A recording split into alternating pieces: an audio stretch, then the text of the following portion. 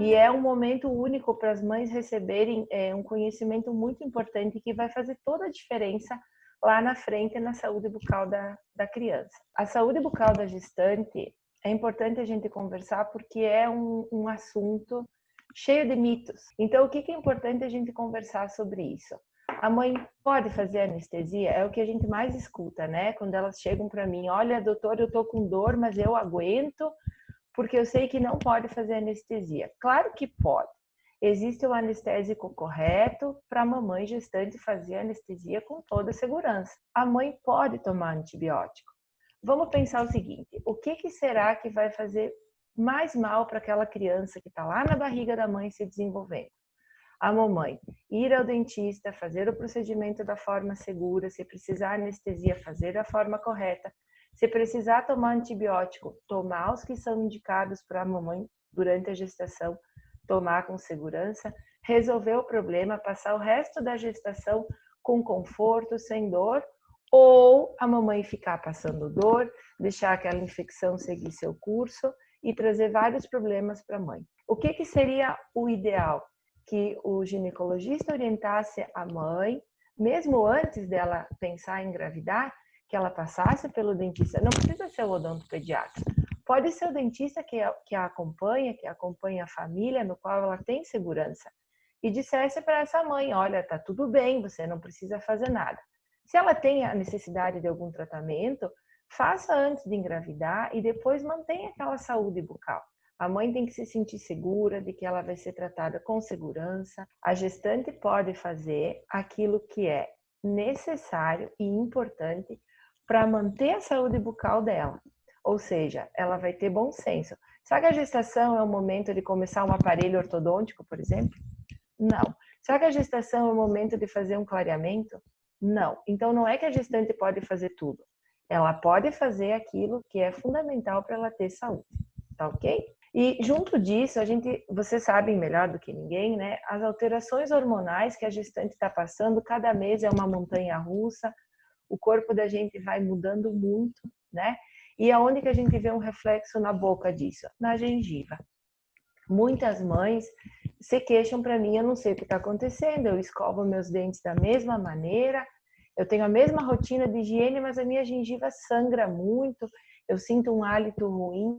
E isso é por causa da alteração hormonal própria da gestação, que muda a circulação sanguínea lá da gengiva. Então, sim, a gestante vai ter mais sangramento, vai ter uma gengiva mais assim, delicada, que sangra com mais facilidade.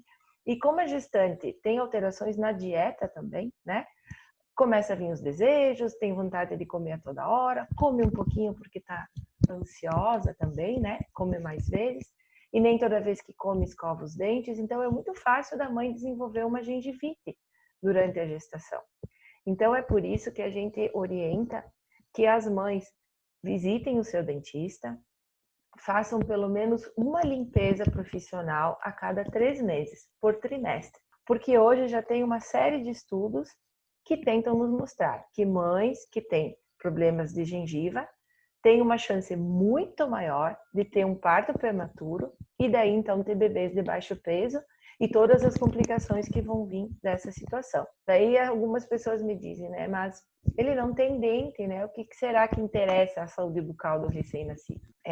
Alguns hospitais têm por norma, né, ter no seu corpo clínico lá que vai atender o bebê nas primeiras horas de nascimento a fonoaudióloga, e ela vai fazer a avaliação do freio lingual. Mas é mais comum o pediatra ou mesmo a enfermeira, ali nessas primeiras horas que a criança nasce, fazem todo o exame clínico da criança, vão avaliar o freio. E na imensa maioria das vezes o pediatra já resolve, dá lá um piquezinho, o bebê não vê nada e segue a vida. Primeiro que se a criança tiver a língua presa, ela não vai conseguir fazer a pega correta no seio da mãe. E muitas vezes, quando isso é negligenciado, é um dos fatores do bebê não conseguir pegar o seio e a mãe acaba desistindo da amamentação. Na dúvida, mãe, lá, conversem com o pediatra de vocês. Ele vai saber orientar. E na dúvida, ele vai mandar para o odontopediatra. Então, assim, soltar a linguinha do bebê é um procedimento simples, cercado de cuidados, principalmente quando tem que fazer numa criança menor de 3 meses. Mas até os 3 meses, o fígado da criança não metaboliza substâncias químicas estranhas. Tem casos que o freio é espesso, é bem inserido e precisa fazer anestesia. O que são os dentes neonatais? É aquele bebê que nasce com dentes. Essa foto aqui não é minha, eu tirei de uma publicação na internet. O bebê nasceu com 2 dentes, tá? O bebê nasceu com 2 dentes. Mas o problema maior que a gente tem desse dente neonatal é que assim, ó, você imagina que aqui tem os 2 dentinhos ali e aqui é a língua do bebê. O bebê vai pôr a língua para frente e vai levar ela para cima para conseguir pegar corretamente o seio do bebê. Nesse colocar a língua, tá sempre raspando no dente. Embaixo da linguinha, ele faz uma úlcera muito dolorosa, que a gente chama de lesão de Rigafett. É uma coisa assim, ó, que a criança não consegue engolir nem a própria saliva, precisa intervenção imediata, porque tem um risco grande da criança, às vezes, ser até hospitalizada, porque ela fica desidratada. Esse dente, ele pode estar bem firme, bem firme. O que vai ser feito? Vai ser feito um polimento em cima do dentinho, vai ser deixado ele liso, sem fio nenhum, né? O dentinho da criança quando nasce, vocês já viram, né? Tem aquelas voltinhas. Isso ali é um bordo bem cortante, então é alisado aquilo ali com uma lixa especial para isso. Ele vai ficar lisinho, não vai mais machucar a língua. Mas existe uma situação ainda que precisa ter atenção maior. O dente nasce mole, ele está grudado só na gengiva. Tem um risco muito grande da criança no chorar. Puxa o ar, ela pode aspirar esses dentes e eles irem parar nos pulmões. Vocês imaginem o quanto isso seria grave. A conduta correta é você remover esses dentes para a segurança do bebê. Esses dentes neonatais, eles são considerados neonatais se a criança nasce com esses dentes ou eles surgem até a criança completar o 3º mês de vida. Então, a gente costuma dizer, o primeiro aparelho que a criança pode usar é a amamentação. Vocês já viram o bebê quando nasce? Ele não tem queixinho, né? É aquela coisa gordinha, fofa. Onde é que está o queixo da criança? Esse formato da cabecinha é para favorecer a passagem da cabeça da criança no canal da vagina ali durante o parto normal. Então, se a criança for queixudinha, o volume da cabeça fica maior e dificulta a passagem. Mas esse ossinho, a mandíbula, ele tem que crescer, ele tem que se desenvolver. Ninguém de nós tem o queixinho para trás, o queixinho da gente cresce conforme a idade.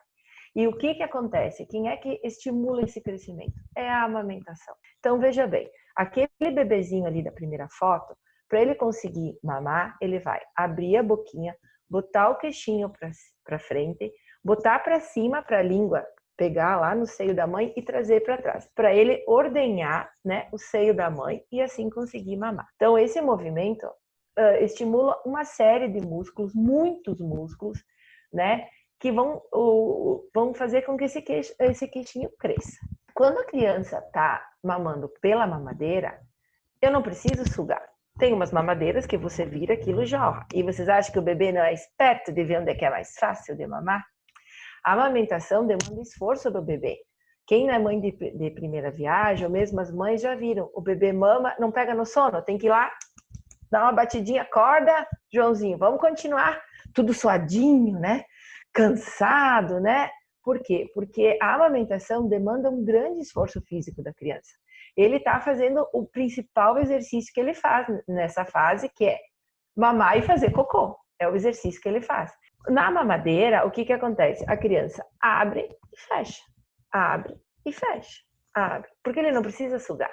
A gente costuma ver muito isso do peito, da mamadeira, e as mães acham que é só para alimentação, e não é. Esse crescimento da face, corretamente, precisa que a criança mame no peito. Quando ela está mamando no peito, ela vai aprender a respirar, engolir e sugar. Ela vai aprender a chupar o leitinho pela boca, ela vai aprender a engolir com a língua no lugar correto e tudo isso respirando pelo nariz. Tem que limpar a boca da criança. A criança está em demanda exclusiva do peito. Ela mama só no peito. Não vai limpar a boca da criança. Por quê? Hoje a gente sabe que Todas aquelas substâncias protetoras que existem no leite, os anticorpos, mas principalmente as imunoglobulinas, esses restinhos de leite que ficam na boca vão proteger a criança das primeiras bactérias que vão se instalar na boquinha. Todos nós temos as bactérias normais da boca e a criança nasce sem isso.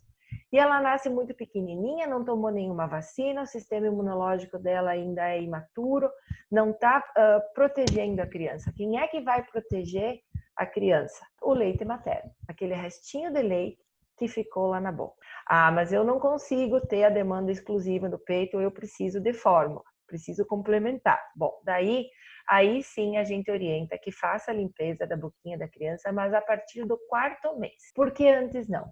Porque a pelezinha por dentro da boca da criança, ela é tão fininha e tão delicada, que mesmo que você pegar uma gaze bem macia, molhar ela em aguinha fervida e passar com o dedo menor, você pode machucar a criança. Então se orienta hoje que, se a criança não estiver mamando no peito, e ela tiver fórmula, só a partir do 4º mês, tá? E é suficiente que você faça uma vez por dia. Essa orientação de não limpar a boquinha do bebê é até que a criança não tem dentes. Quando tem dentes, tem que limpar e tem que escovar. Mas como eu falei, aconteceu algum problema, eu não posso amamentar. Então assim, ó, se você tem leite, mas por algum motivo a criança não pegou, a gente deve continuar oferecendo esse leite materno através da ordenha, mas o ideal é que esse leite não seja oferecido na mamadeira. Então eu trouxe aqui para vocês 3 opções que a gente orienta, né, principalmente para bebês menos de 4 meses, tá? Que é a amamentação pelo dedo, vocês estão vendo ali. Como é que funciona isso, né? Tem o leite lá num copinho, num potinho, vem uma sonda, né? Vocês estão vendo ali, é um caninho bem fininho. E esse caninho, ele chega ali no dedo da mamãe, do papai, e coloca lá no céu da boca da criança e ele vai sugando o dedo. Pelo copinho também, né? É bem importante oferecer o leite materno pelo copinho. Ou ali na outra imagem a gente vê um bebê um pouquinho maior. É uma mamadeira que tem uma colher na ponta. Então, é como se você fosse dando o leite de colheradas para a criança. Importante que não tenha sucção. Então, assim, a amamentação é o ideal, é o que Deus nos deu para dar para eles. Mas, por N situações, problemas de saúde, enfim, cada mãe, talvez lá, não vá poder viver essa experiência. Mas por que eu não devo dar a mamadeira? Ele vai na mamadeira, ele vai ver, não, aqui eu posso só abrir e fechar, é mais fácil mamar na mamadeira. Quando essa criança voltar para o peito, o que ele vai pensar? Eu vou fazer o mais fácil, eu vou abrir e fechar, abrir e fechar. Só que abrir e fechar, a pega no seio, o movimento do queixinho é totalmente diferente. Ele não vai conseguir ordenhar. Então, quando a criança tem contato com mamadeira ou chupeta antes do 4º mês, a confusão dos bicos acontece com muita frequência. E o que acaba acontecendo? O desmame. Porque a criança vai acabar ficando com uma predileção pela mamadeira, porque é mais fácil de mamar, ele não precisa fazer nenhum esforço. Então, o que acontece? As mães dizem, eu não aguento mais, com perdão da palavra, ele fica o dia inteiro na teta, ele não mama, ele só quer sugar. Mães, ele tem a necessidade da sucção não nutritiva. Ele quer estar encostado na pele de vocês, ele quer estar sentindo o batimento do coração, ele já reconhece o cheiro da mãe, isso dá segurança, isso dá conforto. Então, aquela criança que está lá, chorosa, ansiosa, ela só quer a mamãe. Então, assim, ó, a chupeta, por que a gente acaba dando a chupeta para a criança, né? Ela acalma o bebê através da sucção não nutritiva, porque a mãe não sabe dessa necessidade de contato.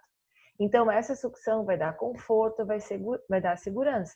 Mas sempre lembrar, isso é normal nesse processo. A criança quer estar perto da mãe. Então, a criança, o que ela vai fazer? Quando ela vai mamar, ela vai pôr a linguinha ali e aqui no meinho vai ficar o seio da mãe e ela vai fazer aquele movimento. Essa língua que fica lá em cima faz com que a criança tenha selamento labial, que a criança fique de boquinha fechada. Aquele bebê que mama só no peito, ele dorme de boquinha fechada. O que é importante? Quando ele está dormindo, aquele bebê de boquinha fechada, a linguinha tá lá naquela posição, atrás dos dentinhos aqui, ó, onde a criança pode selar, fazer o selamento labial, mas ela está mantendo o céu da boca em posição. Então, ali a criança se obriga a respirar pelo nariz. Ela está aprendendo a colocar a língua correta, para ela engolir, para ela respirar e para ter o crescimento correto. Então, gente, o principal problema que a chupeta nos traz é que ela altera todo o posicionamento da língua. E a língua é responsável pelo crescimento da face corretamente, para a criança engolir corretamente, para a criança falar corretamente e pela função principal que é a criança respirar corretamente. Quando a criança usa chupeta e ela fica com a linguinha baixa, o que acontece? Ela respira assim. O que eu faço com essa musculatura? Ela está pesando em cima da maxila. E a maxila não cresce em largura.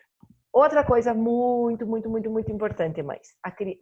O ar, para chegar lá no pulmãozinho da criança e ele ser bem aproveitado, ele tem que chegar umedecido, filtrado e aquecido. Então, a criança que respira pela boca, ela não aproveita todo o oxigênio do ar que ela está inspirando, porque esse ar não chega nas condições que o pulmão precisa para fazer a oxigenação correta do sangue. Então, mães e pais, agora nós estamos falando que não é para usar chupeta, é para a gente aguentar o chorinho, tentar pôr no peito, porque lá na frente a gente vai ter problemas muito mais difíceis para solucionar. A criança da direita, com a chupeta mais redonda, olha como a língua fica baixa, mãe. E é essa posição que a criança acaba assumindo como sendo normal depois. Aí ela respira de boquinha aberta, sempre com a língua baixa. A imagem do lado, que a criança parece que está com a linguinha um pouco mais alta, é uma chupeta ortodôntica, né? Que seria essa verde clarinho ali.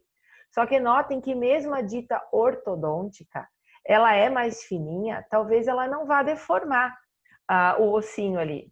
Mas vocês notem que a língua também está para trás, está mal posicionada, né? Olhem aqui o primeiro bebezinho, a boquinha com os lábios que não se encostam. Olha a linguinha lá na frente. Essa posição dessa linguinha aqui na frente é por causa da chupeta. O padrão respiratório dela, o padrão de deglutição já está alterado, tá? Agora, ao passo que olhem ali o rostinho do bebê da criança sem chupeta. Olha o lábio como está encostadinho, né? Essa criança, ela está puxando e soltando o arzinho pelo nariz. Olha lá o primeiro bebê. Boquinha fechada, os lábios se encostam, ele está respirando pelo nariz. Como é que a gente vai ter o desenvolvimento dos maxilares? Harmonioso, com espaço suficiente para o correto posicionamento dos dentes. Aquela criança, ela mastiga bem, tá? Olha aqui a fotinho de baixo, né? O bebê com a chupeta. Olha como é que tá. A linguinha sempre lá, ó. Olha lá a posição da língua para frente, olha ali a boquinha aberta. Então, o que acontece? Quando a criança não dessensibiliza essa boca, quando começa a introdução alimentar, a criança estranha a textura do alimento, ela estranha o tamanho, ela não quer aceitar isso, ela não quer aceitar aquilo, e a gente acaba tendo recusa alimentar. Tanto na mamadeira quanto na chupeta. Se eu, mãe, eu, pai, eu, núcleo familiar, escolhi dar a chupeta, né? Divida essa angústia com o pediatra de vocês, com o odontopediatra, né, para ter essa orientação, né? Se a criança pegou a chupeta, não é recomendado que você tire essa chupeta antes de 1 ano e meio, você vai ter prejuízo emocional muito grande. Então, a gente vai aprender a amamentar nosso filho e ele vai aprender a mamar, né? Nesse processo, às vezes até que a pega está incorreta, ou essa criança está com a língua presa, N motivos podem acontecer, surgem as fissuras mamárias, né? E é uma condição, assim, que causa muita dor, muito desconforto. Às vezes a mãe fica 1, 2 dias sem amamentar, se ela tem uma grande produção de leite, pode levar a uma mastite, uma infecção, um problema maior e quando viu, desmamou. Mas a dor, ela pode persistir durante dias. Então, o que é o importante o laser? O laser, ele é uma luz, né, que a gente aplica, ele é cicatrizante, anti-inflamatório. Para mim resumir para você, quando você aplica no seio, o controle da dor é quase que imediato. Então, o laser, ele pode ser aplicado até em casos de mastite, você pode aplicar para favorecer a drenagem daquele leite que está lá, para evitar que a mãe tome antibiótico. Então, agora, para resumir, né, essa conversa, né, quando é que eu tenho que levar o meu filho pela primeira vez no odontopediatra. Então, o ideal é que se visite o odontopediatra como a gente está fazendo agora. É como se vocês estivessem me visitando, vocês estão recebendo essas orientações agora, durante o pré-natal, né? Quando não for possível fazer no pré-natal, tão logo a criança tenha nascido, levar ela ao consultório ainda antes do nascimento do primeiro dente, para que se receba essas orientações que a gente conversou agora.